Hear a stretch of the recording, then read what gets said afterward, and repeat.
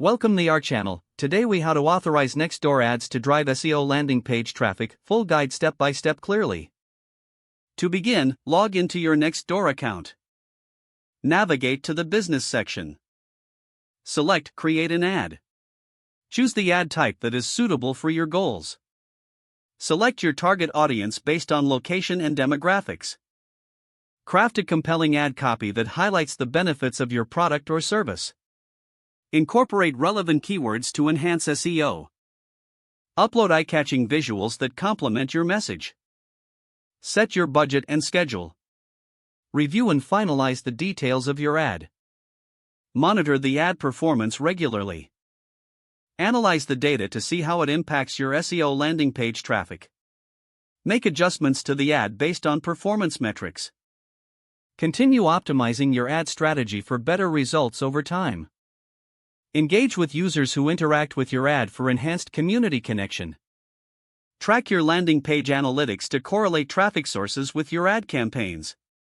Utilize insights to refine your target audience and add content in future campaigns. If the page does not load, refresh the browser or try again in a private or incognito window. Make sure you are using the correct email address, then retype it carefully to avoid small typos. If your password is not accepted, use the reset option and create a new strong password you can remember. Check your spam folder for verification or security emails, then complete any requested confirmation steps. Enable two-factor authentication if available to improve account security and reduce unauthorized access risk. After signing in, review your profile details so your contact information and settings are accurate and current. If you see an error message, note it down and try again after restarting your device and internet connection. Log out when you finish, especially on shared devices, to keep your account and payment information secure. If the page does not load, refresh the browser or try again in a private or incognito window. Make sure you are using the correct email address, then retype it carefully to avoid small typos. If your password is not accepted, use the reset option and create a new strong password you can remember.